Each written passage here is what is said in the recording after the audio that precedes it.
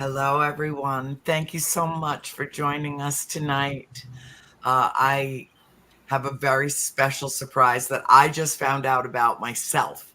But Bill is going to join us and has something wonderful and uplifting to share for Halloween. So 'tis the season to celebrate the best day of the year. Well, of the secular holidays, the best day of the year. So, Bill, what have you got for our audience tonight? All right. So I wrote the lyrics. AI, artificial intelligence, created the music. Yeah. But I also added a drum track to this. Mm-hmm. So Deb got to get a quick peek of it before you joined in the background. So you didn't really get to hear it, and Jeff hasn't heard it at all. Total surprise to me. Yeah. He's thinking it's going to be like Iron Maiden crazy music. No. Sweet, bring it. Surprise me, Bill. I love it. Yes. I love it. So the name of the song is called Hallows Eve. Yeah. And remember, I wrote the lyrics. AI created the music, but you'll see me, I added a drum part to it.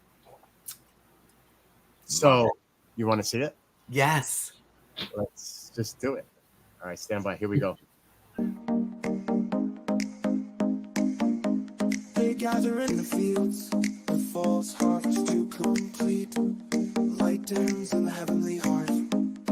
Bonfires glow bright with symbolic heat. Samhain begins for all to celebrate. The physical and the other world to interact. Blessings for the new harvest, fires to seal their yearly pact. Pumpkins smiling throughout the house, emitting their light in the dark.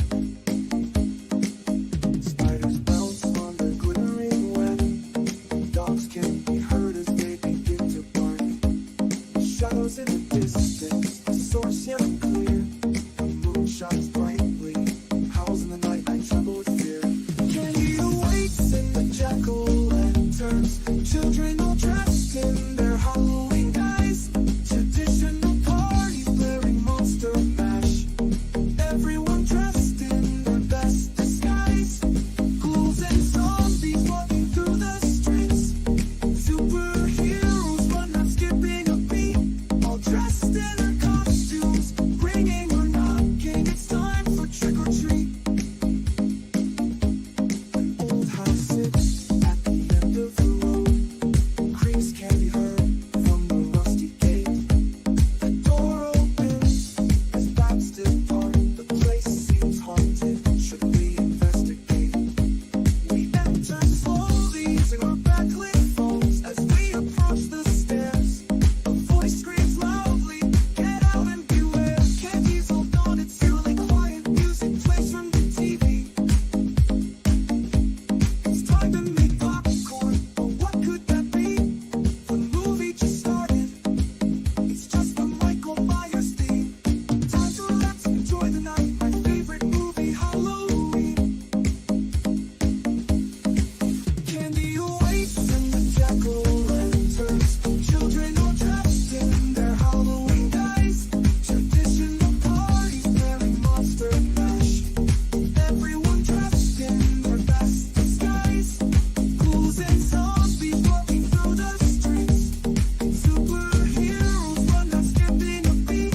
All dressed in their costumes, ringing or knocking. It's time for trick or treat.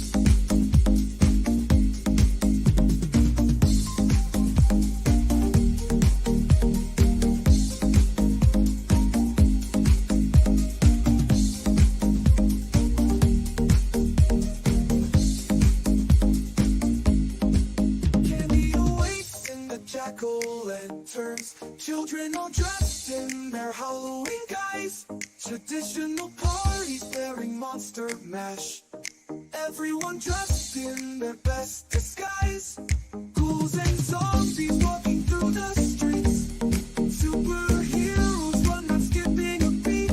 All dressed in their costumes, ringing or knocking. It's time for trick or treat.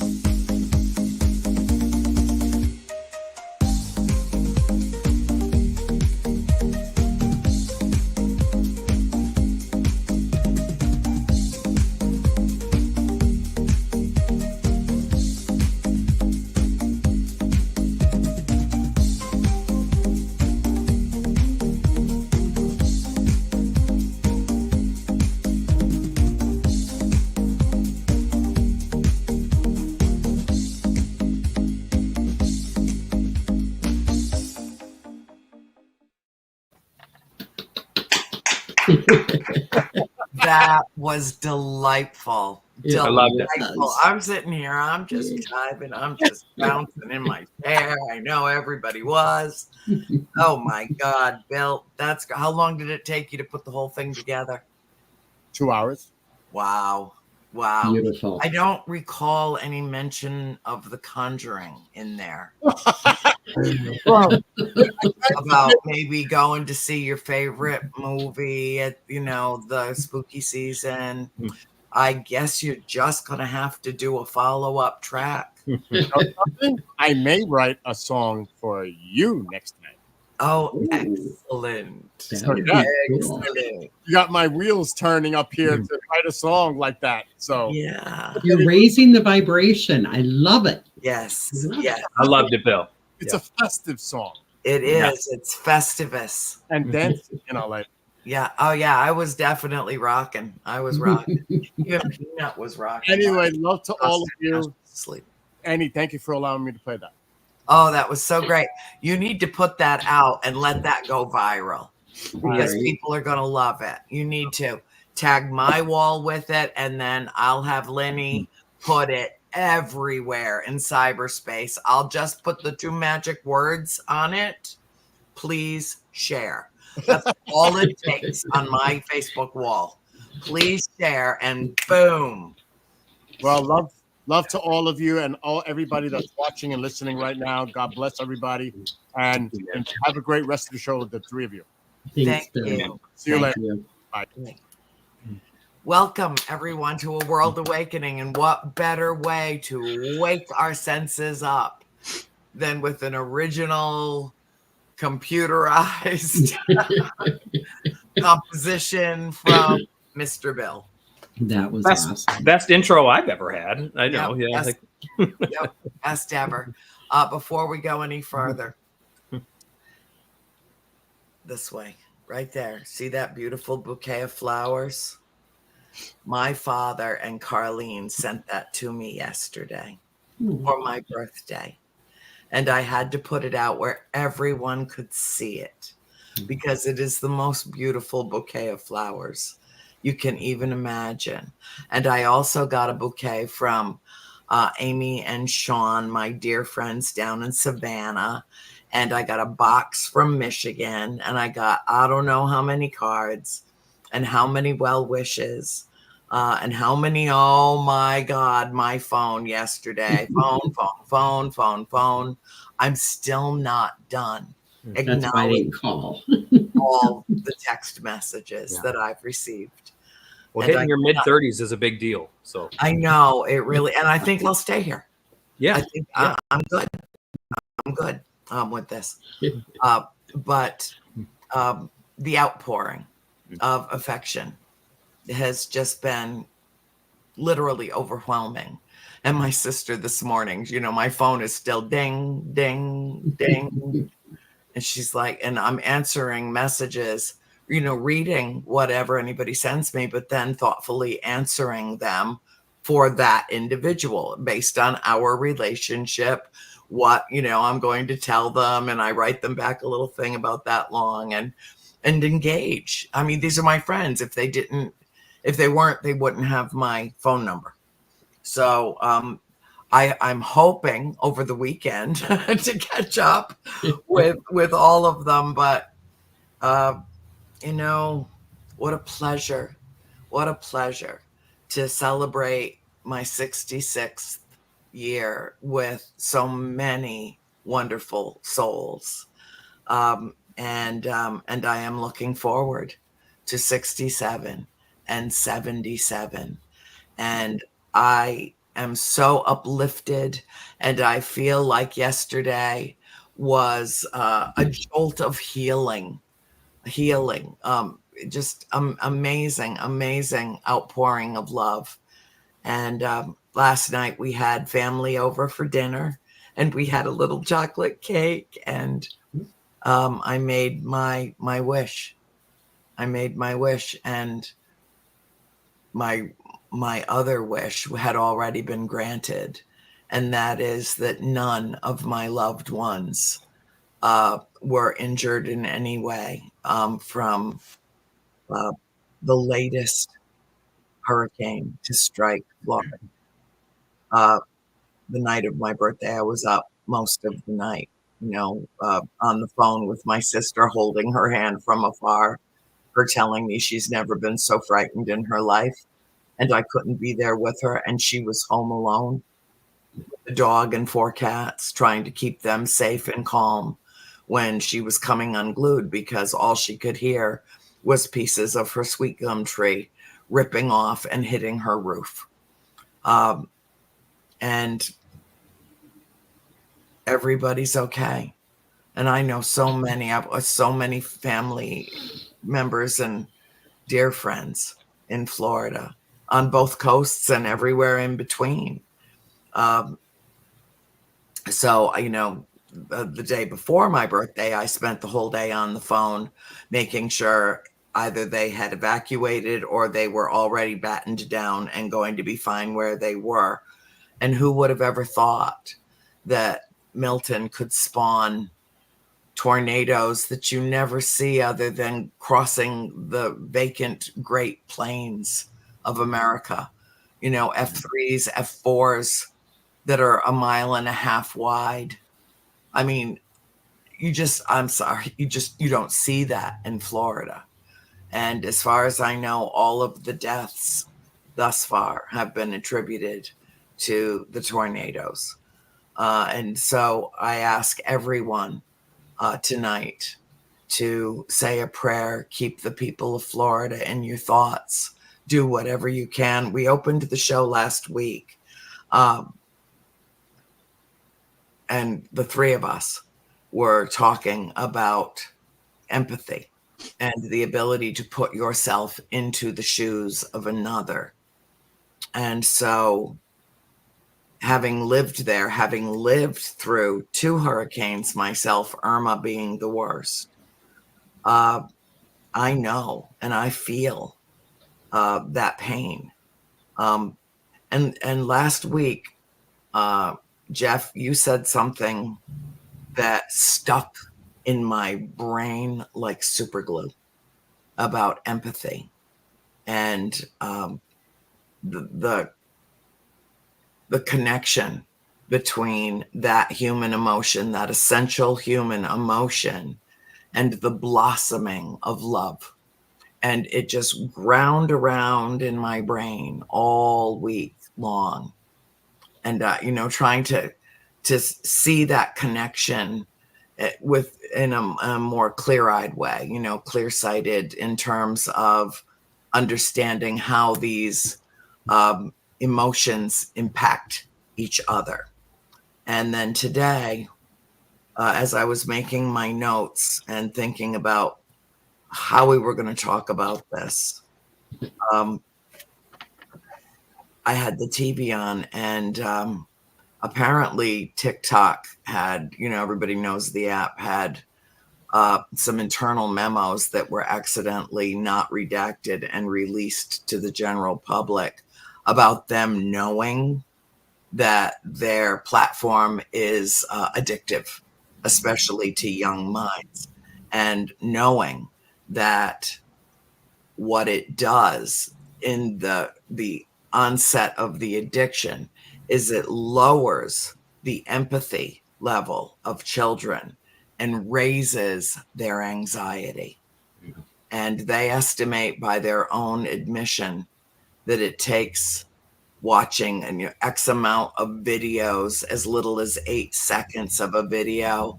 And I can't remember the number exactly, but after you've seen 160 or 180 videos on their platform, they've got you. And they knew that. So I thought it was interesting to see that, that balance between how empathy is juxtaposed against anxiety in their own documentation about how their platform works and draws young people in. So I thought that was kind of a synchronicity, that came on while I was thinking about what we were going to do here and what we were going to discuss. And last week, we've been doing a couple of hours of soul school. We've been kind of neglecting A World Awakening. because I'm not up for, nor am I ready to start receiving in different guests. This is my time in my life when I need my nearest and dearest around me. So for the next, as I'm going through, I'm getting a download. So yeah, they know. Hold on. That's the second one in an hour. They're getting me ready to do the show. Last week I began the show by saying, now you tell me if this is a reach too far. Either one of you can tell me, okay? Okay. But Georgia is a big ass state. And Atlanta proper is larger than the state of Rhode Island, from whence I come. Big, geographically spread out city. And to the south of Atlanta is a suburb called Peachtree City. It's not really a city, it's a town, but that's what they named it. And so 6 years ago, I went to Peachtree City with my sister Christine because she couldn't stand her dining room set anymore, which she kept, by the way. It's all broken down in the barn, but she just didn't want it anymore. It was taking up too much space. She finally realized after 15 or so years that it was just too damn big for the space allotted. So she found on Marketplace or something, she found the set that we had. And I went with her down right near Peachtree City to pick it up from a very nice lady who had it in storage. And so she bought it, we brought it home, we set it up, and it took up less space. It was great. And it's been living with us for 6 years. And then last week we found the most perfect set to replace it. Anybody that saw Soul School last week already knows this story. I just bears repeating for those that didn't. And so it was, I think, a day or two on Marketplace for $150. And a woman reached out to her and said, please don't sell it to anybody else. I'm desperate for a dining room set. And so she and Christine began to chat. And Chris soon found out that she and her husband, their family, was outfitting an entire house of furniture, another house on their own property that was vacant, for a family of their friends that lost everything in Asheville, North Carolina during Helene. Mm-hmm. So the husband was going to get them and bring them to their new home south of Atlanta. And the wife was taking care of furnishing the house in a matter of like 3-4 days. She had all the time she had to furnish this entire house.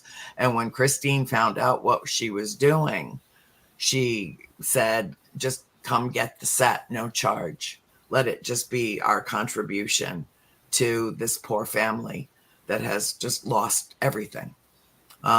Because in an instant, she put herself in the shoes of those people and looked around this beautiful, comfortable old farmhouse and said, what if it was me?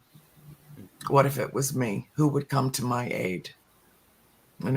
And I was so proud of her, because that's just so something I would have done. Just don't take it. Here, let me see what else of mine I can give away to you. What do you need? And Chris actually got a list from her of things that she was looking for. And they got on the phone and started tracking down friends and neighbors to see who had what. And everything was already in the carport when they arrived to get the table. That table and chairs went right back to Peachtree City from where it came. Now, in a state this big, in a city this big, what are the chances that that table and chairs went back to the same exact area that it had always been from the day it was purchased by the woman she bought it from? Mm-hmm. Yeah, you have to wonder. You have to wonder what cosmic forces are at work. As soon as I found out she was from Peachtree City, I swear to you, I heard the universe giggle. Like, yeah. Okay. There you go. Oh, you made the connection. Good girl. there is no explaining it. But there is one thing that we need to try to work on to help each other and help so many others to awaken to the new world in which we live. And interesting that we began with a song that the composer was not only a human being, but worked with artificial intelligence to create that adorable piece of music that will, delight so many others, so many others. We live in a new world, in a new age. And so anyway, I'm going to just do one thing because I'm kind of geeky when it comes to stuff like this. I'm going to just do one thing. So I'm sitting around thinking, what's an empath? What is an empath? And I picked up my Google machine, my little Google machine. And I'm going to read this to you. An empath is someone who is highly attuned to the emotions of others and can experience those emotions on a deeper level than empathy. So it's not just empathy.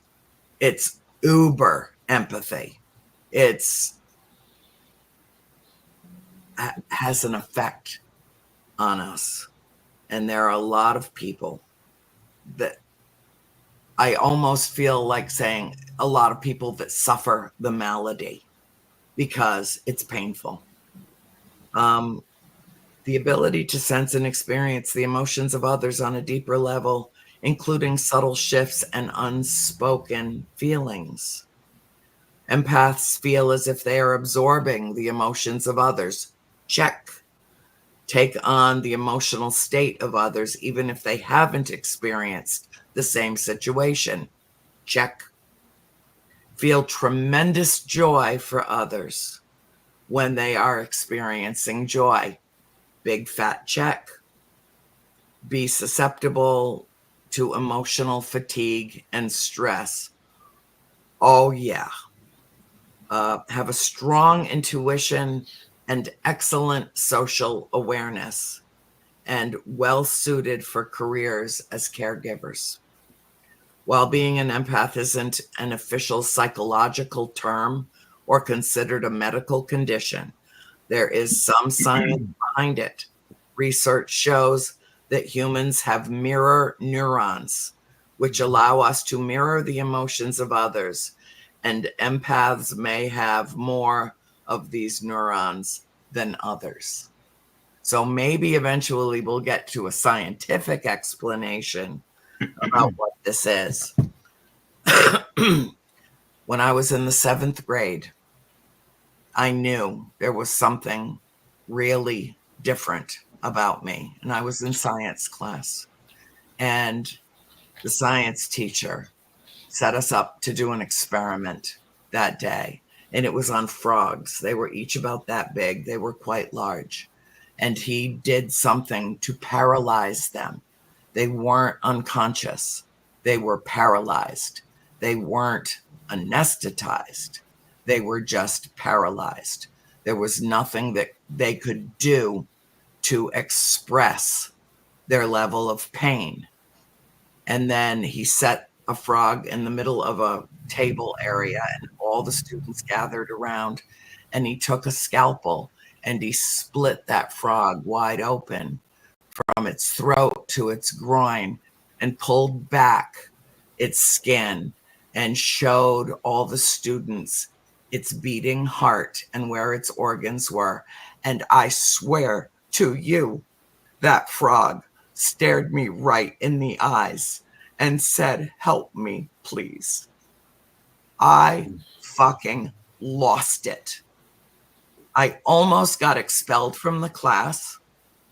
I only got a C for the class, which I never showed my parents because I was so ashamed that their straight A daughter got a C on her report card for refusing to participate in something so barbaric that I sobbed uncontrollably. I had to be taken to the nurse's office. My mother had to be called to come get me from school. And I couldn't finish out that semester in that classroom. I had to transfer to another classroom because he wouldn't lay off of me about it. And what a, I won't even say what he said about me, but I will. I'm 66 years old. I was maybe 11 when that happened. And I was so traumatized by what I saw that I had to talk about it tonight. I've never told anybody. Neither of my parents ever knew that that happened to me. Because first of all, my father would have gone down to the school and punched him out. And my mother would have just yanked me out of school completely. I mean, polar opposites in terms of reactions. And I was old enough to know that. So I never told them what happened that day. But it had an incredible impact on me to see that little creature suffer. He was not a fucking science experiment. He was a living being. And I will never get over it. I will never get over it. And then I thought, there's something really wrong with me. Everybody else in the class was perfectly fine with it, all fascinated by it, wrote their little papers about what they saw and so on and so forth. And I couldn't write. I couldn't breathe. I couldn't talk. I couldn't stop crying. I had to go home. And I didn't go back to school for the rest of the week. And I realized that I'm an empath. I just didn't know what it was called. I didn't know what it was called. And I think that what we need to talk about tonight is our ability as human beings to have empathy, sympathy, and empathy for other living beings is an essential, integral element of our humanity. And I have seen over the course of my lifetime it be rejected. I've known people who are really cold-hearted that just don't let any other emotion in. So self-absorbed, so narcissistic that all that matters are their feelings and their expressions and their anger and their bitterness, and they don't have an ability. They've literally squelched it in their own personality over time so that they cannot ever feel all the feels of another person or a being that is suffering. And the more I kicked it around, the more I realized that pain and suffering and grief go hand in hand and walk the path to enlightenment with love. And love is painful. And so that's where we start our show tonight. Wow. Yeah. Annie, I'm so sorry you went through that. Me too. It just But breaks thank my you. heart. Me too. Truly breaks my heart. Yeah. Well, and it makes me think, in Sanskrit, basically the name for the divine, the words used to describe the divine are Sat, Chit, and Ananda, which basically mean being, consciousness, and bliss. And in that religious philosophical way of thinking, the divine can be summed up in those three words: being, consciousness, and bliss. The mythologist Joseph Campbell, he talks follow your bliss. If you've ever heard the term, the idea of follow your bliss, that's a Campbellian maxim, where he says, well, being is not something I can necessarily prove or really pin down, nor is consciousness, but bliss is something that I can. Well, I would say there's something else beyond bliss, and that's kind of its parallel, which is pain and suffering, and that's also a human universal that we can all agree upon. And it's the most universally agreed upon experience is suffering and pain. You can talk to anyone, even a literal psychopath, and I don't mean that in a I know. disparaging way. I mean a literal someone suffering from psychopathy, and they can still speak to you of their suffering. Suffering is love is universal too, but suffering is the universal that I think we're more in touch with, and love is the universal that we learn as we go through life. But I think suffering is almost the foundation from which most start. And it begins when one experiences the separation from the mother at birth, and you experience that sense of separation, and therein begins the human experience of suffering, which some psychologists even posit that that's where the notion of original sin and separation from God even comes from, is that psychological trauma of the separation from the mother that occurs, at birth and at weaning. And it's something that we can all agree upon. And you talked about mirror neurons right before I was looking up on my phone, like an article on mirror neurons, right as you said it. Mm-hmm. And how mirror neurons work how mirror neurons work, we don't really know. But the basic idea is that... But they have been identified. They have been identified. Yeah. Of course. But it's one of those things that, like quantum physics, if you say you understand it, you don't understand it. I'm not saying I understand it, but essentially if I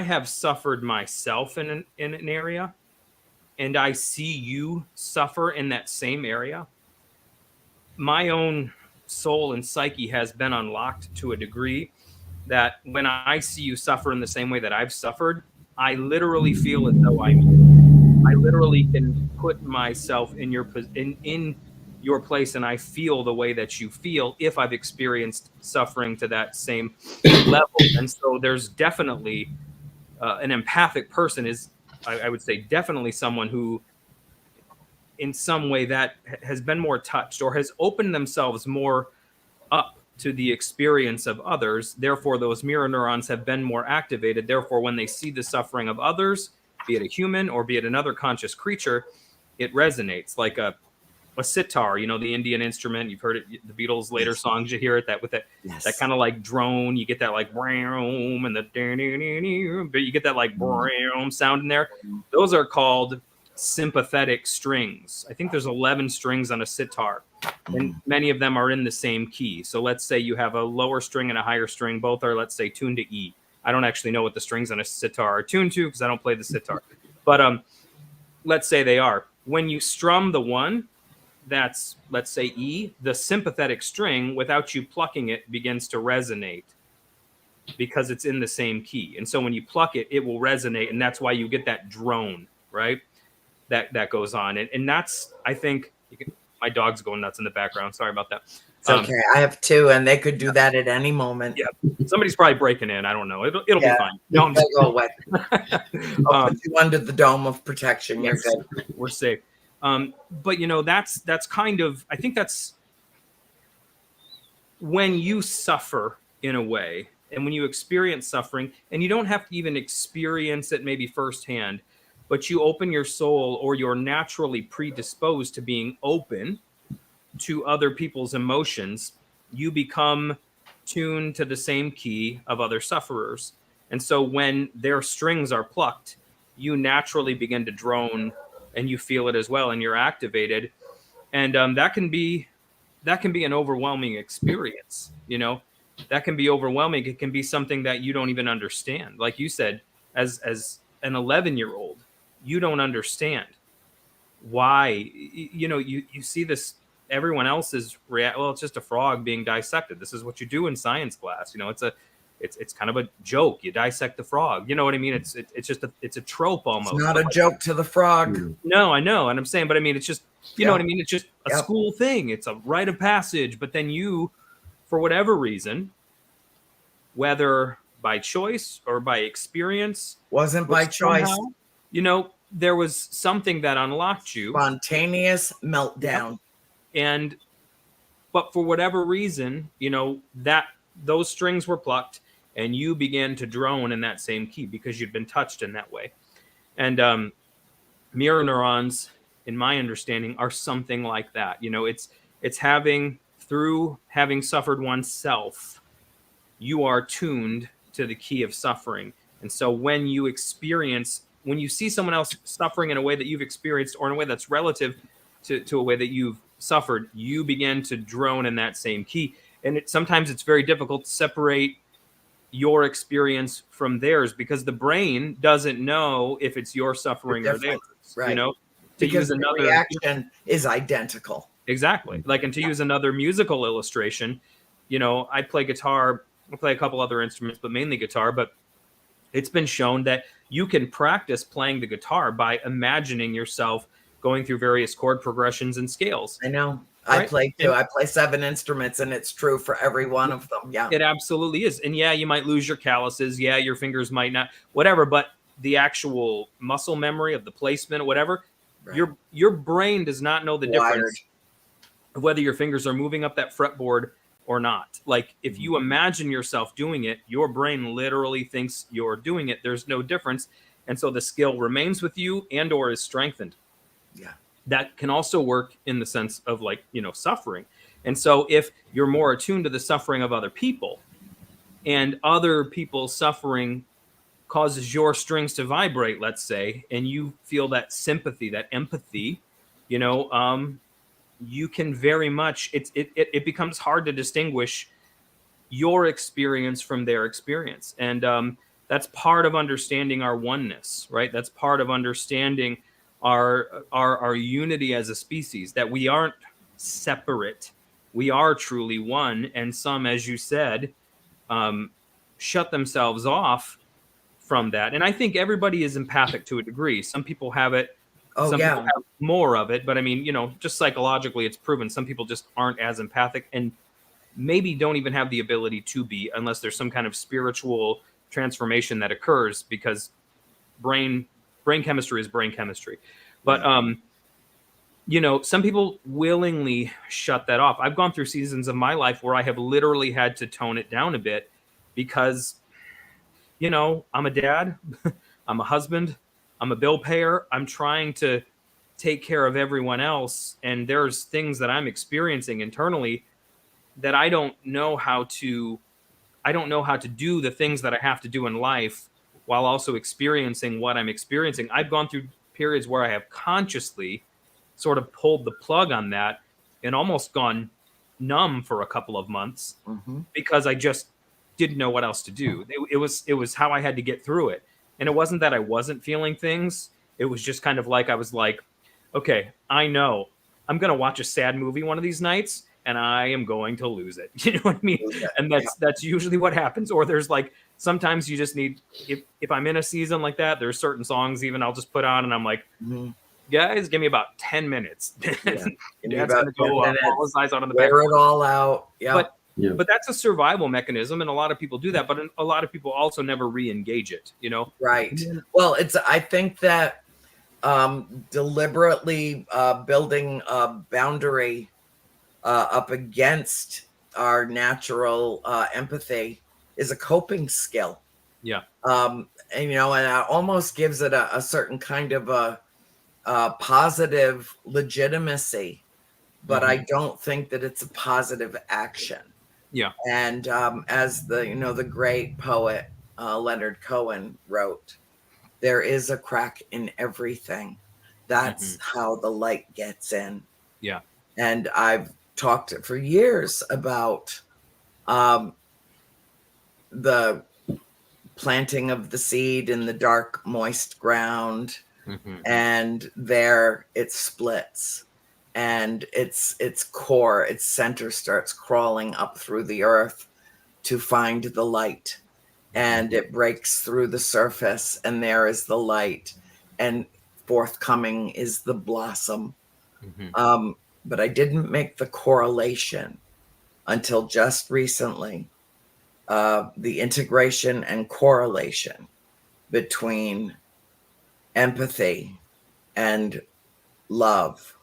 Because we think of the opposite of love as hate, Mhm. but it's not. The opposite of love is fear, Yep. and hatred is born of fear. Mhm. And I think we've gotten more and more attuned to fearing the pain Yep. that we feel when we empathize. Yep. Sympathy is one thing. Oh, I feel so sorry for them. Oh, that's awful that that happened. But today I sat on that sofa and I wept as though I had just lost my mother. And that is because I had just found out that my dear friend Brad Blair just lost his mother. Mm. And oh my God, it was like revisiting Mhm. all that pain all over again. The moment Yep. that Christine said, "Oh no, Brad's mom died." Mm. And I just lost it. And I think I was not only grieving for him, I was re-grieving the loss of my mother. Mhm. Yeah. And Lenny can talk about that. Lenny can speak to that as well. You know, we've shared that as well. When my mother died, she revisited the loss of her mother to the depths of her soul. And all I could say to her is, I'll bet they're having coffee together somewhere and chatting it up about their girls and, you know, doing whatever I could to lift her up. And meanwhile, the tears are just pouring down my face, pouring, because I knew what she was feeling. And I know right now what Brad is feeling. And if I could be there to wrap him in my arms and comfort him, I would. I know how I felt when John Tenney's mother passed. It just about broke me. And I didn't know how to express the depth of my grief for him without sounding maudlin or just. I didn't know how. I wrote him a nice card and I put in what I thought I should say, but it wasn't what I really, really wanted to say. Now I say what I want to say. Now, as I'm having this brush with death / life, I don't hold anything back anymore. Not anything. I don't have time to edit. I don't have time to edit. It's just out it comes. And I'm so careful. I mean, when the baby squirrels fell out of the tree and Chris and I saved them and kept them for days and days, and the universe just dropped them in our laps, like from 30, 40 feet above, just dropped them. I heard them hit the ground. I thought they were dead. My heart was up in my throat. And then I felt their hearts as I picked the two of them up in my hands. The third one that Christine found a few hours later was covered in flies, his whole face covered in blood. She thought he's gone. Well, his heart was still beating. And she tucked him into her shirt and warmed him and helped breathe clean him and breathe into him like, you know, CPR for a baby squirrel that would fit in the palm of your hand. Yeah. And we saved them. And the heartbreak of seeing them suffer was relative to the notion that they are now at a rescue being raised together and will be released together as a family into the forest by the Department of Environmental Management. But we had to surrender them for that happy ending for them to go get vet care, to go get the proper formula for them to eat, you know, so on and so forth. I think this is more important than we realize. Deb, I want you to weigh in on this next. And the question that I have for you is, how long have you known that you're an empath, and how does it factor in with your other healing gifts? How Right. does one relate to another, to each? How do they hold hands with you? Well, they absolutely hold hands. And, I come from a lot more of a metaphysical side. Mhm. Jeff is so intelligent. I love, everything he had to say about this. But metaphysically, old souls have had more time to experience, to feel.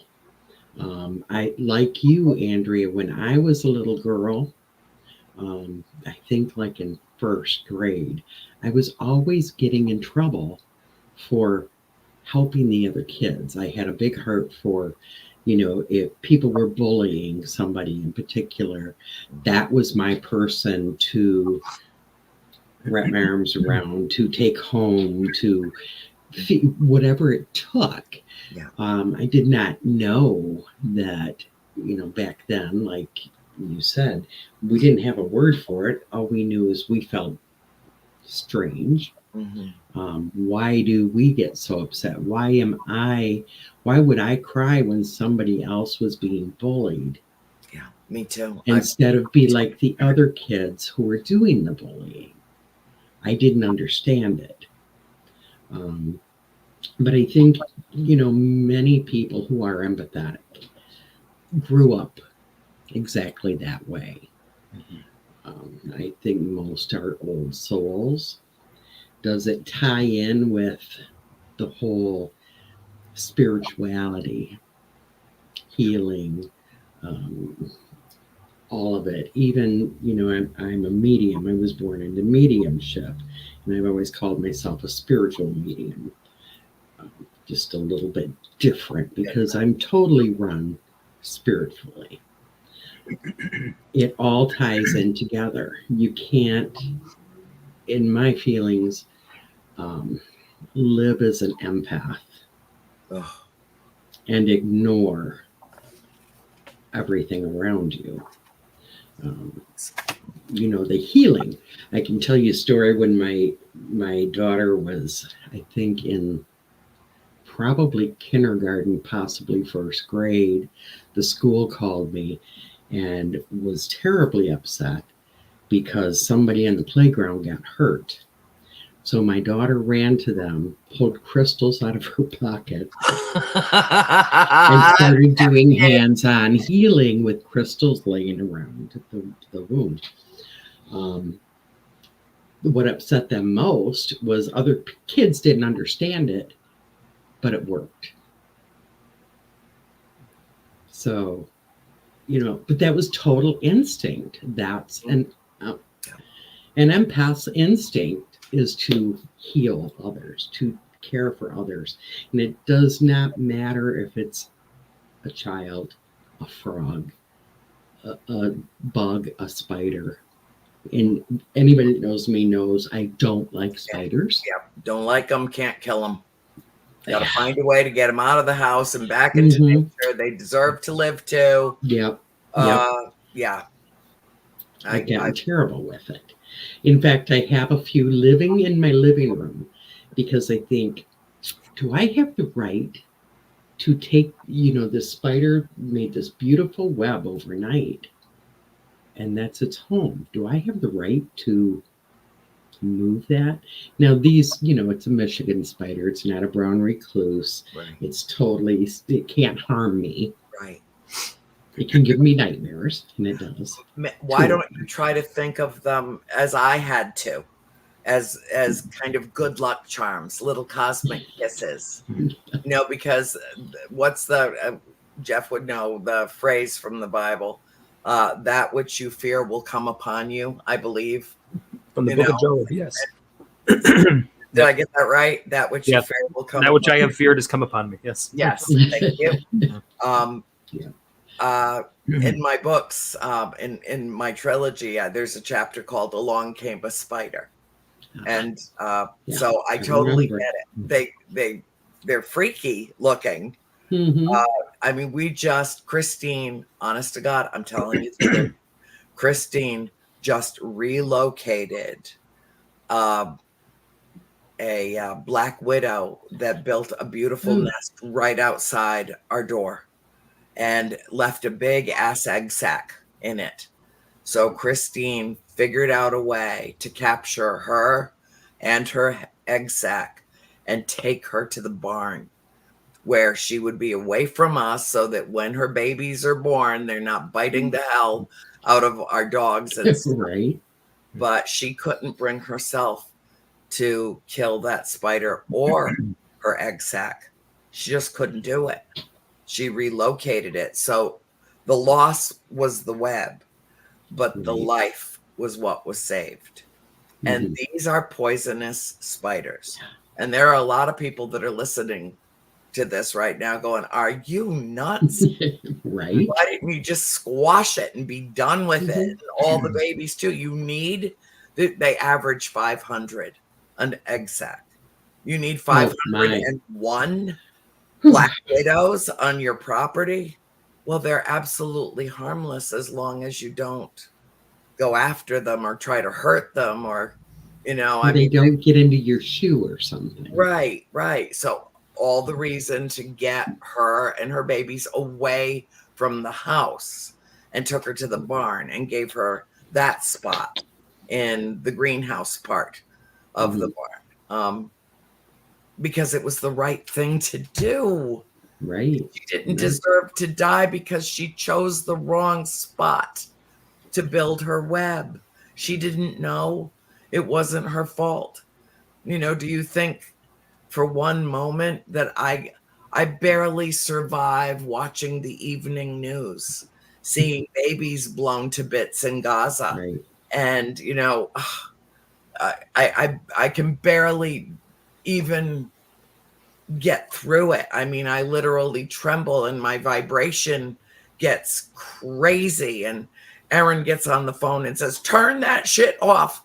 You are poisoning your brain. It's why you're sick. It's why you're struggling. It's why, because negative, sad grief. And I can't help it. I need to know what's happening in the world. And I need to feel what's happening in the world. And for the first time in my life, I'm trying to create a boundary where I can observe but not feel. Just observe but not feel the pain of others. And I am failing miserably at it because it is such an essential element of who I am. And it's something that I don't want to change, Deb. You and I have talked about this, you know, over and over again. I'd rather be, you know, gullible and fooled by someone than not be open to everyone. You know? Right. Right. Yeah, you know, to a point, especially being an empath and being someone who totally feels what other people feel. Yeah. And I do want to add real quick that can be in many different aspects. Yes. I know for myself, I also take it on physically. I mean, I can physically, if I see somebody with a physical pain, sometimes migraines, whatever. But yes, Andrea, feeling it is one thing. We can't help but feel it. There's no way, I don't think, unless we can totally close down our heart, I don't think we cannot feel it. For myself, I have been trying to learn, and like you, I'm 66. I'm trying really hard to learn to not take it on sometimes. Because I tend to, if somebody has an issue, you know, I take it with me. I want to fix it. And I feel like my brain knows better, but my heart feels if I can take care of this for them, I can take this pain for them, then that's saving them. Well, it's not. And it's not saving me either. So I'm really trying to work with not taking things on personally. I feel it. My love can be the same, but I can't. If I see you in labor, I cannot go into labor because I have other things I have to do. I can help you with that. I can love you, but I can't do it for you. Does that make sense? Yeah, absolutely. And yet, when we're at UFO contact and we're out on the back lawn and I'm doing the third eye opening that was gifted to me, I lean into every person that I do it for. Remind them that I can't undo it. Make sure that they're ready. And then, as they're usually crying in my arms after I've stabilized them because they got pulled out of 3D, plunged into 5D, Right. and then slowly as they settle back into their vessel, I usually get wrapped up in their arms and they cry. And I tell them, now, give me all your pain. Give it all to me. I will not hold on to it. It will not adversely affect me. It will lighten your burden, but it won't become mine. I'm a conduit. It'll just be gone. It'll just be gone. I tell them, give it to me as though you're giving me a gift. Give it all to me. And you've seen them. Everybody starts getting dizzy, light on their feet. I have to grab their arms and keep them upright until that sensation passes.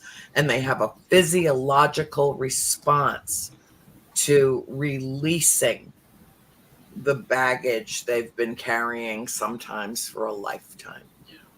And there's a physiological response. Not just emotional, not just spiritual, not just a part of their ascension, their great awakening. It's deeper than that. It's everything all wrapped up in one thing. And I don't feel burdened. I don't. As soon I feel it pass through me, but it doesn't stay with me. But just seeing an animal that's been hit on the road, just a dead raccoon, and I lose it. I just lose it. Like, oh my God, the poor thing. Oh my God. Oh, I hope it died quickly. I hope it was painless. And I often cry, and I have been mocked and berated and belittled and told that I was emotionally immature, that I was too sensitive. Is there such a thing as being too sensitive? That I feel a loss so profoundly from a creature I never knew, never had any interaction with, but I'm just so sad because it lost its life. So imagine trying to get through 30 minutes of news. Just imagine, and Erin swears, she's an energy healer. She's an energy worker. And she's like, you're hurting yourself. You're hurting yourself. Put on some really good high frequency music, or, go watch something super stupid and silly. Well, we do that. We take our respite from the real world. Christine and I mean, we have that together that we share, and we can talk about these things. But I thought that this subject needed to be fleshed out here tonight, because I do believe that we've become inured, we've become desensitized to the feelings of others. And I think it has a dramatically negative impact on our society and on the global community. Because when we stop caring about the pain and suffering of others, or if we never did, it's so much easier to inflict that pain without conscience. I guarantee you there was no one in Nazi Germany in the SS that tortured and killed millions of people that had an ounce of empathy or consideration for their victims as life forms, let alone human beings. None. And I see far too much of it, including, without name dropping, someone in our own country in a position of power who is, for his own purposes, using people who are vulnerable and desperate and who have lost everything, and telling them that if they take a dime from FEMA, that they're going to lose their property. That is evil. That is evil. And there's no empathy there, not an ounce of empathy there that could allow that concept to even surface. It's a deliberate lie. Mhm. He knows better. His cohorts know better. And they're spreading the lie for their own purposes. And it makes me sick to my stomach, as we're loading up a table and chairs for a family who has lost everything. They found 100 people in a barn yesterday that were sealed in with mud. 100 people that had been in that barn in Asheville, North Carolina for 10 days with no provisions and no hope. And on my birthday, they were discovered and they were rescued. Now, none of those people ever heard all of this blah, blah, blah has happened in the time that they were sealed into what I'm sure most or all of them presumed would be their tomb. Right. So they never heard that if someone comes to help them or rescue them, that they're going to somehow take advantage of them. And with open arms, embraced their rescuers and sobbed tears of joy that they were going to survive after all. That all happened in like 2 minutes today that Lynn told me that story. And it will stay with me for the rest of my life. Right. Yeah. So Because we feel it.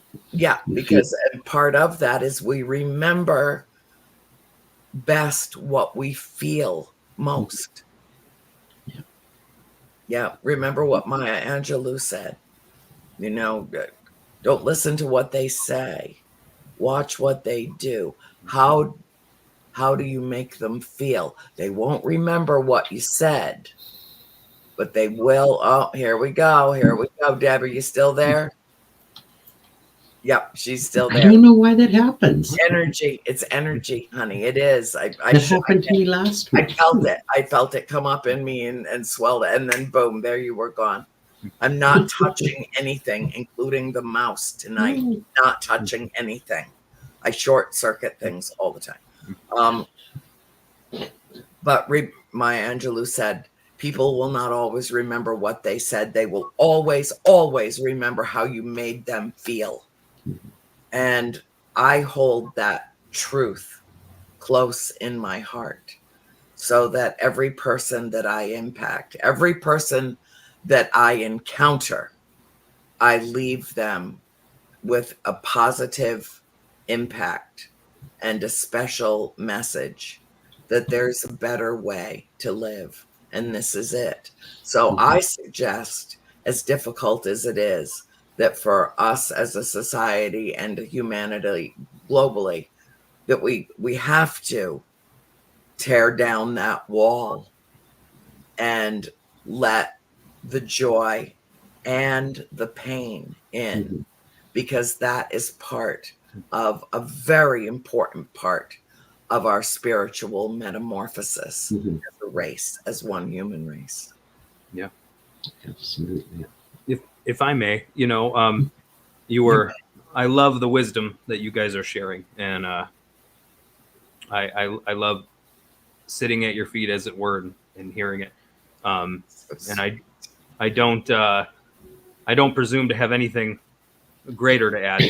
But my thoughts, as you guys, as I was listening here, a couple of things. One, you were talking about the article, and I haven't heard that study that you mentioned, so I'm just kind of. It's their own internal documentation, Oh, and- their own Yeah. study that got released accidentally. Yeah. Oh, and am I surprised? Absolutely not. Like, I have TikTok on my phone because once upon a time during COVID, I thought to myself, well, maybe I'll try to get my message out more via TikTok. And then I realized I almost did, but I decided And no.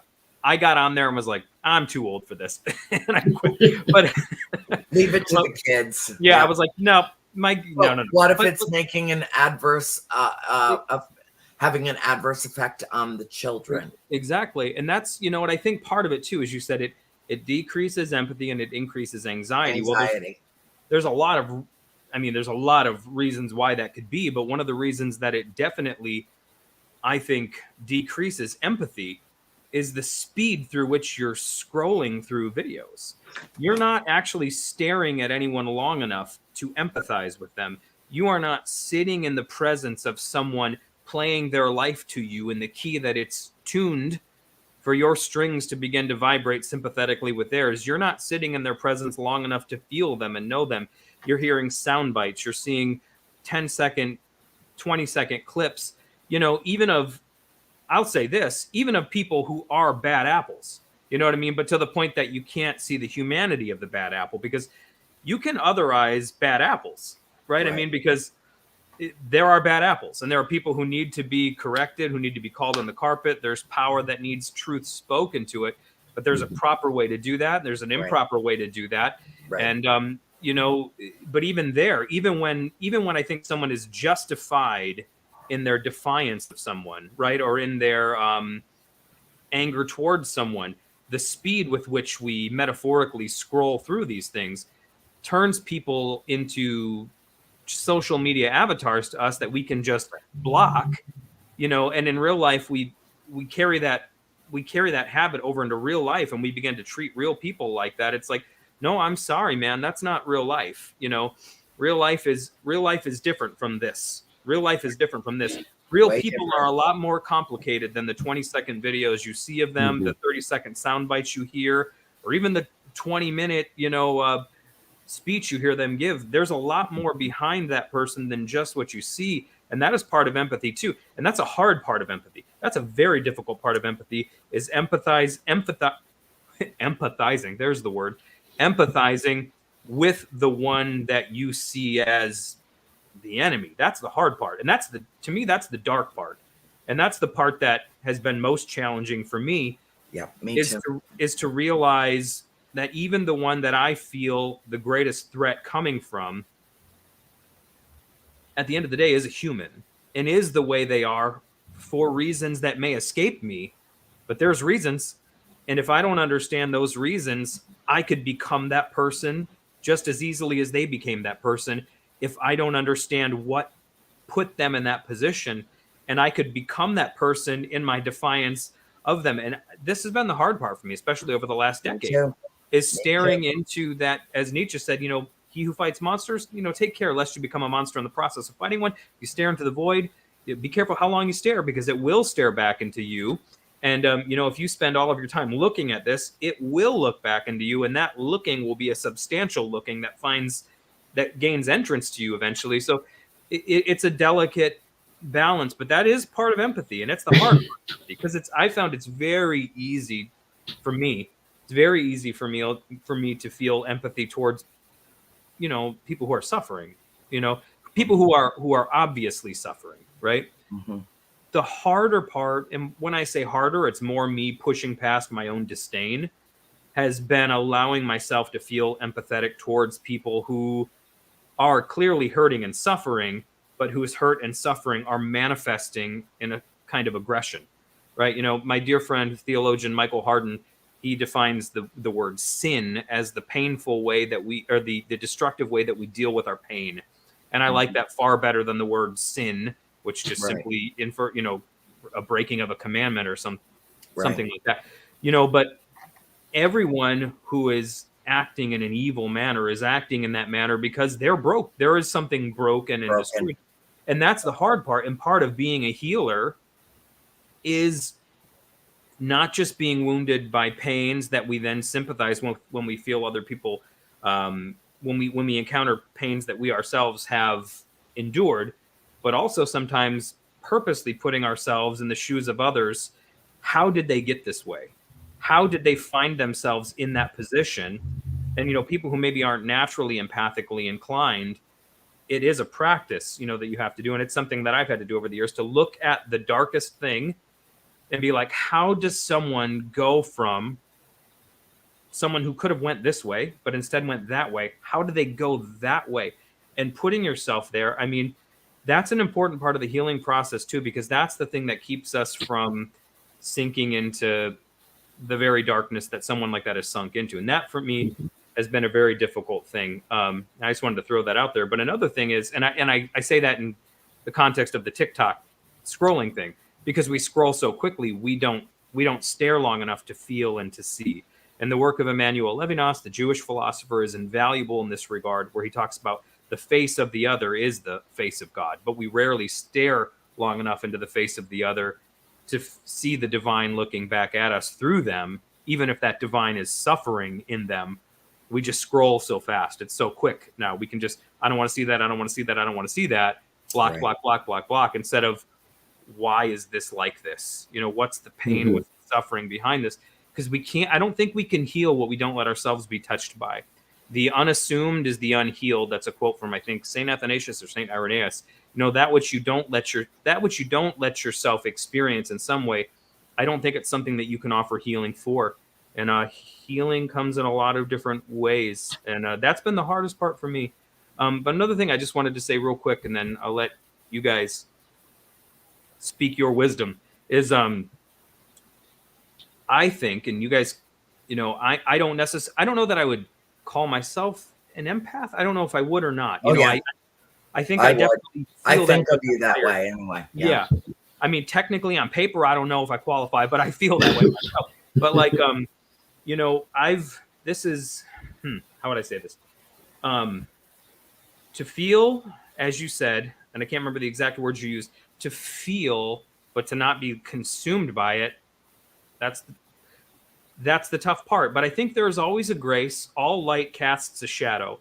So the light, which is your grace and which your gift, there's naturally a shadow side to it. And the shadow side to it would be maybe letting yourself be so consumed by it that you can't operate in the light aspect of it.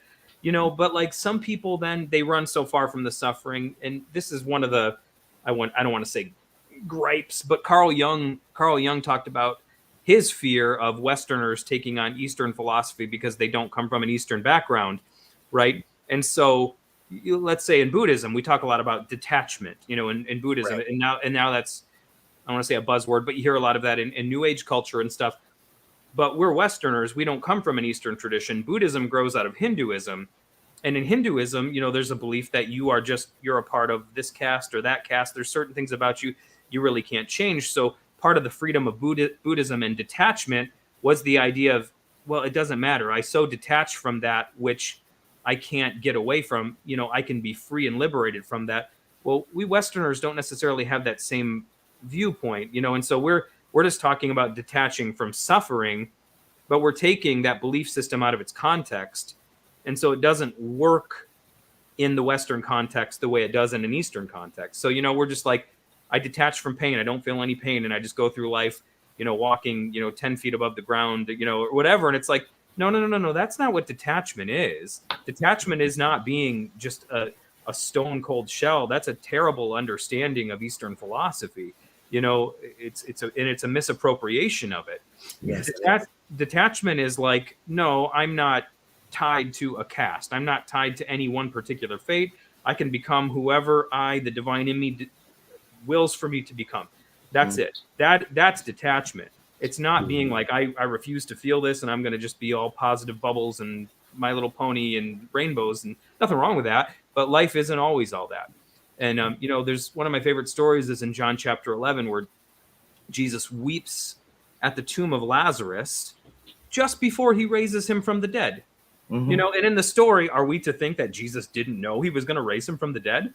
No, in John 11:11, he says, Lazarus is asleep, but I go that I may wake him up. 11:11. It's one of my favorite verses. You know, our friend Lazarus has fallen asleep, but I go that he may wake up. 11:11. That's an awakening synchronistic number. But he already knew what the outcome was going to be.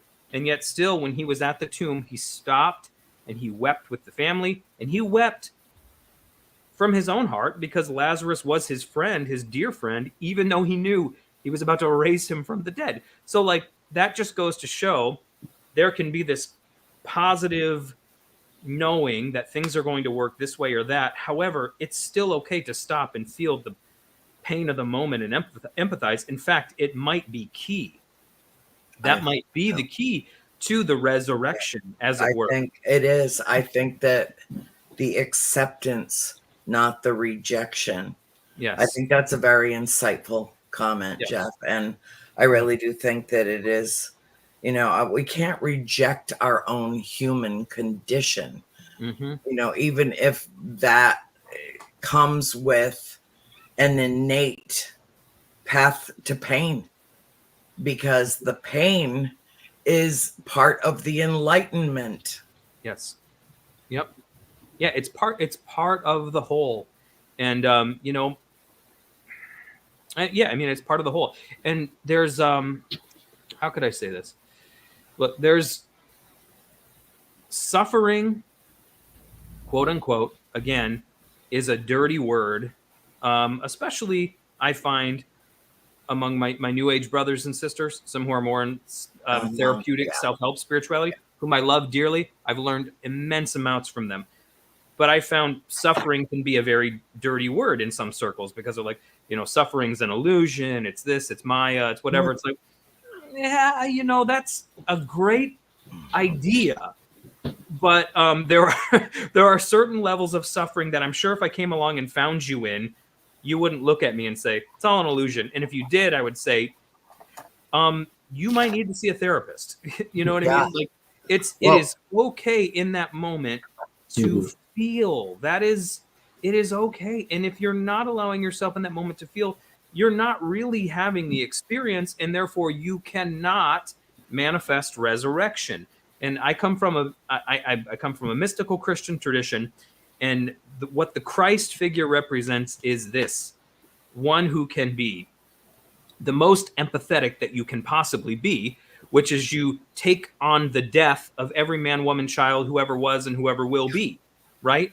And in taking death on yourself, you become a light that goes into the darkness that cannot be truly put out because you are light itself. So the whole idea is that Christ, who is life, is swallowed by death, but Christ, who cannot die, is swallowed by death, and then from the belly of death undoes it from the inside. It's like going into a dark room and turning on a light or lighting a match. The darkness will not overcome it. The light will overcome the darkness. So that's the whole point. Christ goes into death, undoes death. Therefore, death never can and never will be the final answer. Life extends exponentially, indefinitely in all directions because life has gone into the belly of death and overcome it. So that's the picture in Christian tradition anyway. So Christ takes death, and a brutal death, but lives. However, still bears scars, real enough that Thomas can put his hands into them, right? So alive from the dead, but still bearing the scars of death. Not dead, but still bearing wounds from his encounter with death. So things can leave scars. They just don't keep you in the grave. And I think that's the difference. The empath, there is a grace that the empath carries. Whereas you said, you can experience it. You can feel it, but there is a grace that lets you feel it and let it go. It's like the burning bush. Feel it and release it. A couple of weeks ago, we were talking about your experience with the Mother of God via the statue, right? Yeah. And it came to my mind the Theotokos of the burning bush, which is an Orthodox icon that compares Mary to the burning bush, who is, you know, she's she's pregnant by the Holy Spirit, and yet she doctrinally is considered to be eternally virgin. Now, do with that whatever you will, but the point is, she's impregnated, but physiologically she remains unchanged. Like the bush that Moses encounters that is burning, but it's not consumed. It takes on the flame, but the flame does not take it down, right? Christ takes on death, but Christ brings death into life and into light instead of being taken down into death. And so it's like, but he still bears the scars, right? Still bears the scars. The bush burns even though it's not consumed. And so it is, I think, with an empath who is true. And not everyone is an empath. Right. Like, just like not everyone is a dentist, not everyone is a surgeon. And you shouldn't take that on yourself if you aren't that, like, by calling, because it could get you. You know what I mean? Yeah. If it's not something you feel like you're actually called to and you've been commissioned to be careful about taking it on yourself just because you hear someone talking about it and you're like, oh, I'd like to do that. No, these are things that are like callings in some ways, and they come to you in various ways. But if you take it on yourself and it's not who you are, that might not be the best idea. So, like, not everybody is that, but those who are that, there is a grace where you can, like, I was a pastor for 12 years, and you could not have done that effectively if you weren't empathetic. No, at any given time, 100 to 300 people. Yeah, right. 100 to 300 plus people at any given time have my number, are calling me. Marriage is breaking up, kids on drugs. I mean, I'm getting phone calls to do exorcisms at 3 a.m. Like, literally. I mean, like, I remember stuff like that all the time. My son's here. I think he's demon possessed. He's strung out on cocaine. He's trashing the house and screaming, "Will you please, like, perform an exorcism on him over the phone?" I mean, I'm like, and I'm a dad with 2 babies at the time. And I'm like, I'll do what I can. You know what I mean? And I want to help. You want to help. But I mean, you take it on and you feel it and you be there with the people in the moment. And like I said, you hear the song that the key, the song of their life is being played in that moment. And you let the sympathetic strings of your own soul vibrate and begin to drone with them. And you be with them in that moment, and you create a symphony with them in that moment. But then there is that grace, though, where you have to be able to walk away and not always be vibrating in that key. Or else, one, you won't be able to be an effective healer because the next person you meet might be playing in a different key. And so on and so forth. And so, like, I just want to say there's a grace. As you said, there's a grace. People can give you that, but the grace is you can let it go without being consumed by it. And I think somebody maybe, and that's not a coldness or an indifference to people. Right, that's not. That's not the kind of cold detachment I was referring to that becomes popularized when we misappropriate certain religious traditions where we're like, just shut it off, don't suffer because suffering is just an illusion. No, there's a grace that comes to the person who is truly empathetic where you can completely feel it.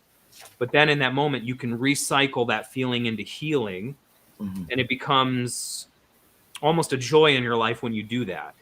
Even, I don't know if that makes sense, guys. I'm taking notes, like I'm in soul school and you're in another class again. Yeah. And it makes total sense to me, Jeff, total sense, right down to, the suffering and detachment. And that's one of the reasons I kind of lean towards Buddhism. People misunderstand what suffering is. Yes. And to me, suffering is feeling. When somebody has pain and I feel that, it's for a reason. Those of us, anyone who is an empath, who was born into it, like you said, you either are or you aren't. Okay. If you have that, you're going to feel that suffering. And with that suffering comes the knowledge or the wisdom to, now I need to help. This is what I need to do to help that person heal.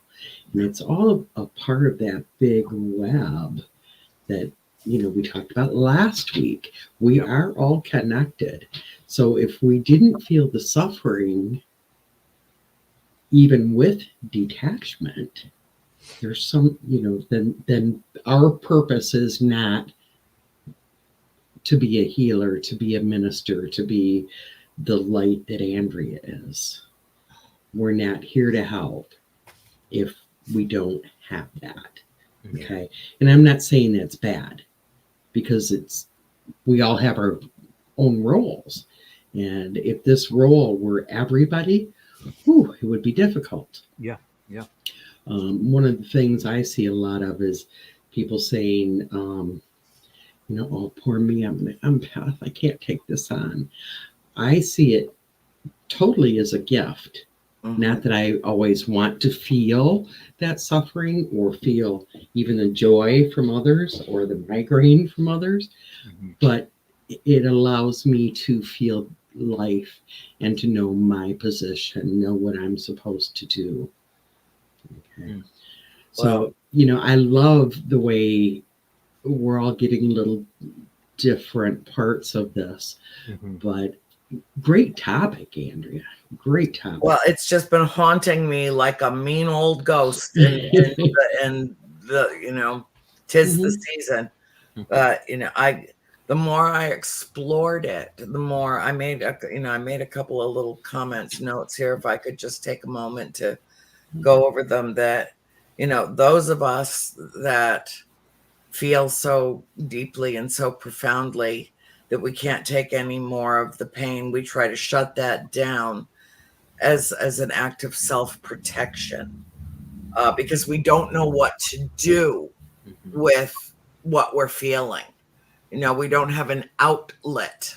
It comes through the inlet into that part of us that is most sensitive, but not an outlet. And so I have, through their grace, been able to find that outlet when it comes to third eye opening. But it doesn't seem to work in any other venue, in the strangest way. Anybody that's lived long enough to realize that we're all the walking wounded understands that life leaves a mark on us, on each and every one of us, a scar, proof that it's been there and left its signature behind on the trunk of our tree, carved something into us that is perpetual and permanent. And it hurts. I was thinking in terms of holding two mirrors up to each other, and one is joy and one is despair, and they face each other and embrace lovingly, because one cannot exist without the other. We live in duality. We live in a state of perpetual conflict and peace. Conflict and peace. There's this ongoing war in duality, and we live in 3D. That's the nature of our world and the nature of the human condition. And I don't see how that you can reject or expel one element of the human condition without sacrificing all the rest of it. No, you can't expel the grief and the fear and the suffering without likewise shutting down your ability to love, your ability to feel compassion, your ability to interact and relate on a soul level with another living being. That's lost. It's like the old phrase, you just tossed out the baby with the bathwater. I think that we need to come to a new realization. I think that part of the malady in our society as a whole is that we don't want love and pain to hold hands. Well, we don't get to choose what is the nature of our human condition. We are born into it, but essentially we are spirit. And that's one thing Carlene and I have had some wonderful, my father's partner in life, wonderful woman, talks about go out of your body, Annie. You're spirit. You're essentially spirit.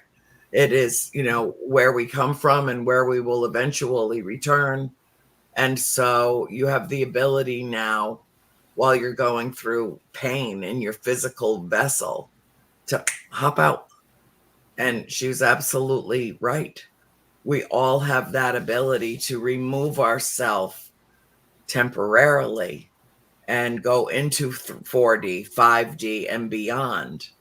But ultimately, we have to hop back into the vessel, because this is our plane of action at this point in our spiritual evolution, is that we are plunged into soul school, where the test always precedes the lesson, always, without exception.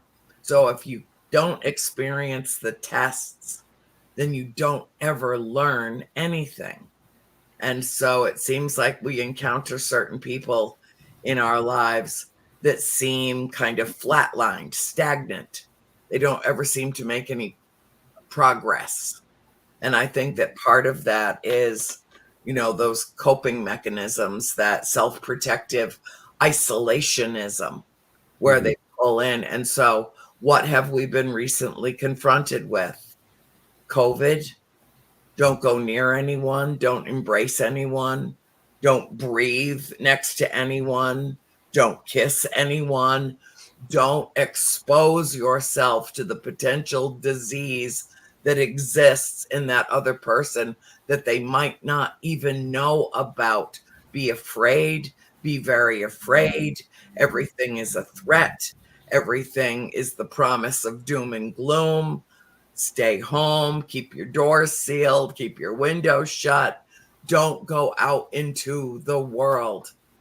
That is counterintuitive to everything that we know about human beings, who are essentially very social creatures. And when that element of our lives taken away from us and plunged us into the darkness and loneliness of that kind of isolation, I think that it had a profound effect on us neurologically. Our brains kind of short-circuited. We all, had to rely on a computer and Zoom to be able to talk to our loved ones, and couldn't touch them and couldn't feel their face and couldn't wrap our arms around them. And I think that it had a profoundly negative influence, as we all went through this together. All of us went through it together. And that's just one example of what I think is part of the paradigm shift, where we get to a place where this is how it used to be, and now this is our new reality.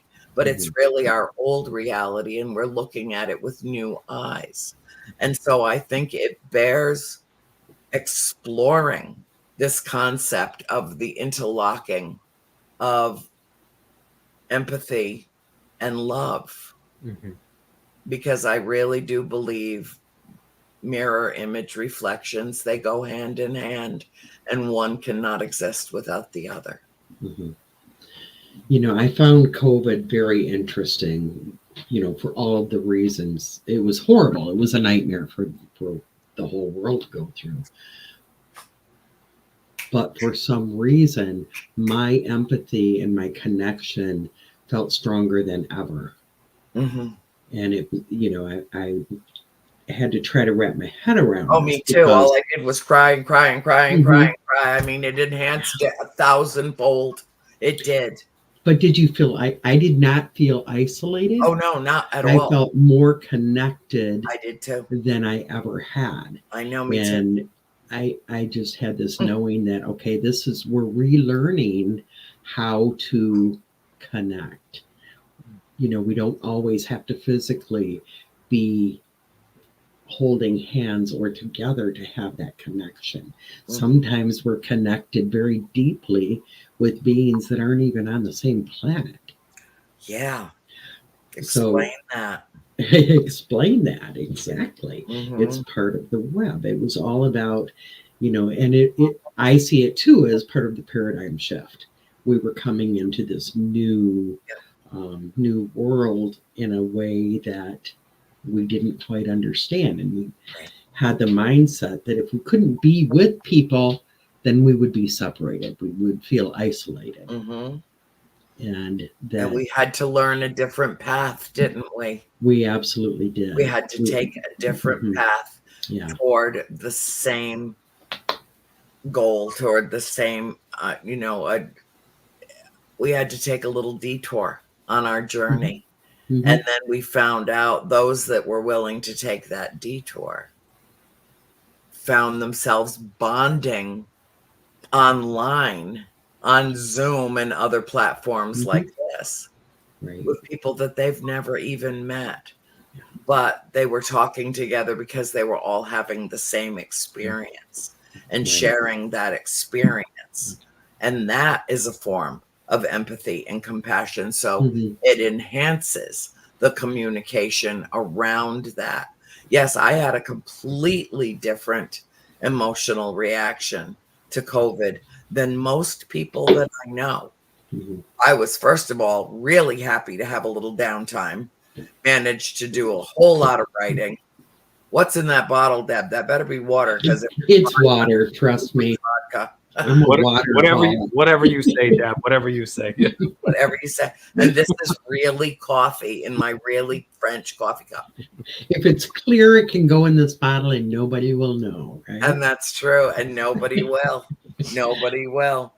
But, okay, so you can't deny and you cannot ignore the fact that you're a human being and that you are subject to the human condition. And empathy being an omnipresent aspect of life, the only way that we can keep it from hurting is to, like spirit, turn our back on it and ignore it like it just doesn't exist and focus inward. Well, focusing inward is what releases the empathy. So that's entirely counterintuitive because there is no escape hatch. There isn't. So then you have to confront the fact that there's no escape hatch. And then you have to understand, I can't say you have to understand. Nobody has to understand jack shit. But maybe perhaps strive to understand the point of correlation and integration between the darkness and the light, the duality, the love and the pain, the joy and the despair.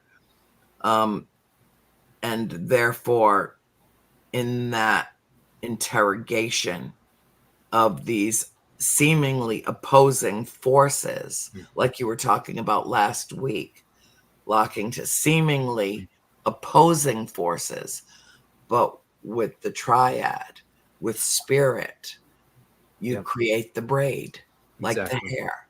Two separate strands, but then with the third all wrapped around in this beautiful dance. With a ribbon to tie it off nicely and neatly on the bottom. You have created one thing, a braid. Exactly. Why don't you revisit that a little bit? Yeah. Oh, you have to leave, honey. No, I'm good. I'm here. I'm good. Okay. Could I read a passage from something and then expound on it a little bit? Absolutely. Are you Googling? Are you using the Google machine while we are doing the show? I do that all the time. I'm just in my Kindle app looking at my library. But so this is from Andrea and I. I know this is a shared a book that we both love, The Prophet by Khalil Gibran. Yeah. And so it's a book of perennial wisdom if you're not familiar with the work, and essentially it's a prophet who's getting ready to set sail and leave an island where he's lived for some time, and those he's lived among are asking him before his departure for wisdom on certain subjects. And it's a great work. It's on marriage, on love, on this, that, or the other. It's a great little work to just click on and read a passage. But it says, then a certain individual spoke up and said, "Speak to us of love. Speak to us of love." This is one of my favorite passages. Yeah, I'm going to try to get through it without my voice cracking or my eyes tearing up. Yeah. I'm going to practice kinking the hose and pushing those emotions down. So no, here we go. think of strong things. And okay. Then said Elmitra, speak to us of love. And he raised his head and looked upon the people, and there fell a stillness upon them. And with a great voice he said, when love beckons to you, follow him, though his ways are hard and steep. And when his wings enfold you, yield to him, though the sword hidden among his pinions may wound you. And when he speaks to you, believe in him, though his voice may shatter your dreams as the north wind lays waste the garden. For even as love crowns you, so shall he crucify you. Even as he is for your growth, so is he for your pruning. Even as he ascends to your height and caresses your tenderest branches that quiver in the sun, so shall he descend to your roots and shake them in their clinging to the earth. Like sheaves of corn, he gathers you unto himself. He threshes you to make you naked. He sifts you to free you from your husks. He grinds you to whiteness. He kneads you until you are pliant. And then he assigns you to his sacred fire, that you may become sacred bread for God's sacred feasts. All these things shall love do unto you, that you may know the secrets of your heart, and in that knowledge become a fragment of life's heart. And this is the, yeah. But if in your fear you would seek only love's peace and love's pleasure, then it is better for you that you cover your nakedness and pass out of love's threshing floor into the seasonless world, where you shall laugh, but not all of your laughter, and weep, but not all of your tears. I mean, come the hell on. I mean, geez. Like, here's the thing. Love when it beckons you. Follow it. But no, I love it. The sword hidden in its pinions. He'll caress you, but it'll pierce you. To love is to risk pain. To love is to risk suffering. To love humanity is to risk being disappointed by humanity. Yeah. To love humanity is to risk being hurt when you see humanity hurt. And we can say, oh, just detach from the suffering part of it. It's Maya, it's illusion, it's all these misunderstandings of these very sacred concepts. But the fact of the matter is, the totality of the experience that love brings to our life is the full picture of what the divine is. It's all of these things. And it says, look, if you only want the good stuff, it's better for you just to bow out now. Yeah. And you'll find yourself laughing, a little bit, but not all of your laughter, and crying some tears, but not all of them. You will live an incomplete life. Right. You will live because of fear, because you're afraid to experience the suffering, because you've been told suffering is this, that, or the other. You're afraid. And I know, not listen to you guys, I know you're hearing me, but to those listening, like, hear me. When I meet a person who's suffered, I've met a person of depth. Yep. Even if they've not properly handled it, there is a depth there that you just don't find elsewhere. And they might not have it all eloquently put together. They might not know how to, prattle on in philosophical and theological, terms about what it is they experienced and how they dealt with it. But there is a depth carved out in that soul that you just don't encounter elsewhere, Mm-hmm. And Carl Jung talks about the second half of life, right? And the second half of life is where, you prepare for death in the same way that in the first half of life, you're preparing to live. And that second half of life, somebody could be there in their 20s, if they faced their mortality, if they faced suffering in a certain way. And there is a certain depth there that you just don't get anywhere else. And, there's all kinds of pithy religious statements we can, use to shield ourselves from this experience. But the fact of the matter is, to open yourself up to love is to open yourself up to the possibility of pain. But that pain is not the negative you've been lied to and told that it is. It is the thing that unlocks the fullness of the divine within you. Whatever name you want to give with that, it is the thing that allows you to laugh all of your laughter and to weep all of your tears. It's the thing that binds. Exactly. Love is the thing that binds together joy and suffering. It is the third force that enters into the picture, that takes the affirming and the denying force of pain and pleasure and braids them in this single uniform thing that now we look at and we don't say pain and suffering. We look at and we call reality. We call it God. We call it life when you allow third force in. But the fact is, most don't do that. They get stuck in one fragment of being, and they're either all suffering or they're all joy, and they're always denying an entire half of their life. As Gibran says at the end there, some of your laughter, but not all of it. Some of your tears, but not all of it, because of fear. You know, but when you let the walls of fear down and you just choose to love, you just choose to be, both of those things will be there. They will be present, but they become one thing instead of two opposing forces, right? It's a braid now instead of three strands. And you never speak of it as two separate things again when you let that third force have its way. I don't know if that made any sense, but that's what I was feeling in my heart to say. Complete and total. I could not have found better words to express what I was trying to get at. And I thought that the analogy with the braid that you made last week on Soul School was just brilliant and perfect. And it's part of why I think it stuck in my head all week and simmered on the back burner to create this stew that we're serving up tonight. And I guess, you know, I'll just say again, be not afraid, live fully, you know, don't live recklessly, but live fearlessly. Yes. Oh, wait, we have 6 minutes. Oh, So pushy. we have 6 minutes. 6 minutes. How did that happen? Well, that's 2 threes, 2 braids, Getting so some it's all French good. kisses Right? from a Mexican dog. Talk amongst yourselves. Yeah. We're very busy here. I love the way Peanut just, had to get in on this with that whole Yeah. whole braid.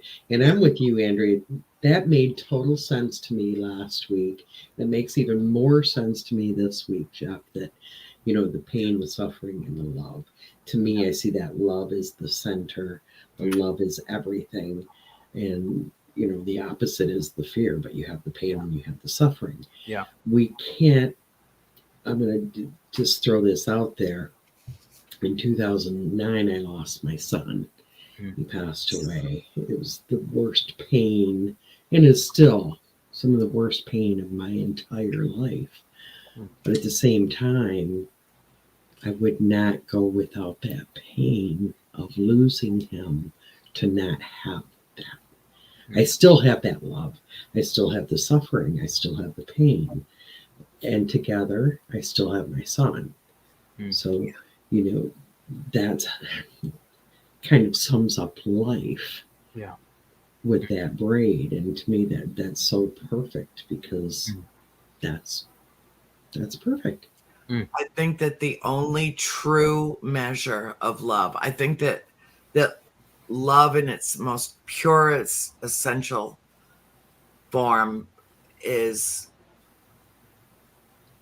purely ethereal. It's an action, it's not a noun, it's a verb. And I really do believe I truly believe that it is the answer to every single question. But I also know that the only true measure of love is the corresponding grief that accompanies a profound loss. Otherwise, don't even bother to attempt to define, describe, or share the experience of something that emotionally significant in your life unless you're willing. Therein lies the risk. Put it all in, there's nothing like a mother's love. There's also nothing like the loss. I don't know how my mother survived the loss of her youngest child, my sister April. I don't know how she lived after that happened because it almost killed me. She collapsed. when she was told that April had passed away, just collapsed. You know, I'm in California. Christine's here in this house. My sister Cindy and her husband are here. And my mother just faints dead away at the thought that she won't see her daughter again. And now they're together in another realm. And this morning I was sitting out on the deck saying, April, you better show her the ropes. I'm sure you have found your way around everywhere that you're going. Just show her the ropes. Bring her with you. Come together to visit us. No, I talk to her all the time because that helps. And I know that you do with your son as well. Absolutely. It mitigates some of that pain. Mm-hmm. It makes it tolerable, makes it bearable. That's why I don't understand, you know, people who like, oh, you know, hocus pocus, paranormal bullshit. You know, no. It's well, I know that spirit is real, and it is incredibly comforting to me to know that I'll be with them at some point. I just don't want to go yet. I'm not ready. There is no true death. You know, my mother's death, I think I did most of my grieving while she was still with me. And then what did the universe do when I lost her and I felt like I could not go on? Gave me something else to worry about, didn't it? Dropped 3 squirrels in my lap. Here, rescue them, feed them, take care of them. Oh, and by the way, you have a lump in your breast. You better go have that looked at. Wow. Okay, so I don't have time to do anything but talk to mom and ask for her assistance, you know, and acknowledge her presence and ask now that she is strong to assist me in my healing because she's hanging with the higher ups. Okay, our producer is telling us that time is up. I don't know how that's possible. Time is an illusion anyway, but he's That's apparently on a schedule of some kind. I don't know. But anyway, all I can do is close this show out tonight with my deep gratitude to Deb DeRoos and Jeff Turner for joining me as we together try to shed the light and be the beacon of hope and peacefulness and love and light in the world. So go among the flock and be the light you seek.